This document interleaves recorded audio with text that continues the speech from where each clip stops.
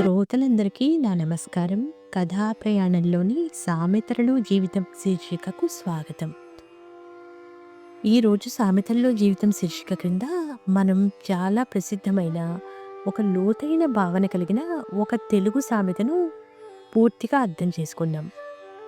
ముందుగా మీరు ఈ సామెతను షార్ట్ వీడియోలో చూశారు. ఇప్పుడు దాని పూర్తి జీవనార్థాన్ని లోతుగా తెలుసుకుందాం. అదేంటంటే మొక్కై వంగనిది మానై వంగునా. ఈ సామెతలో చాలా సరళమైన పోలిక ఉంది. చిన్న మొక్కగా ఉన్నప్పుడే వంగని చెట్టు పెద్దదయ్యాక ఎలా వంగుతుంది? అంటే చిన్నప్పుడే మారనిది పెద్దయ్యాక మారడం చాలా కష్టం. మన జీవితంలో కూడా ఇదే జరుగుతూ ఉంటుంది.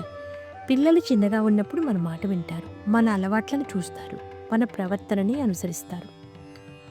ఆ సమయంలో మంచి అలవాట్లు నాటితే అవి జీవితాంతం వాళ్ళతోనే ఉంటాయి. కానీ చిన్నప్పుడే తప్పు అలవాట్లు అలవడితే పెద్దయ్యాక వాటిని మార్చడం చాలా కష్టమవుతుంది. ఇది పిల్లలకే కాదు, మనకు వర్తిస్తుంది. మనలో ఏ అలవాటు ఎప్పటి నుంచి ఉందో దాన్ని ఇప్పుడు మార్చడం ఎంత కష్టమో మనకు తెలుసు కదా. అందుకే ఈ సామెత మనకు ఒక హెచ్చరిక ఇస్తుంది. మార్పు కోసం ఎప్పుడూ ఆలస్యం అనుకోకూడదు. కానీ చిన్నప్పుడే మారితే ఆ మార్పు సులభతరం అవుతుంది.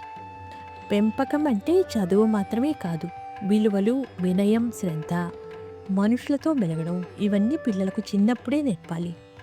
చిన్న మొక్కను సరైన దిశలో పెంచితే అది పెద్ద చెట్టైనా నిటారుగా నిలుస్తుంది. అలాగే చిన్ననాటి జీవన పాఠాలు పెద్ద జీవితానికి దారి చూపుతాయి. అందుకే మొక్కై వంగనిది మానే వంగునా. ఇదే సామెతల్లో జీవితం. వచ్చే వారం మళ్ళీ కలుద్దాం మరో మంచి సామెతతో, మరో జీవన పాఠంతో. ధన్యవాదాలు. నమస్కారం.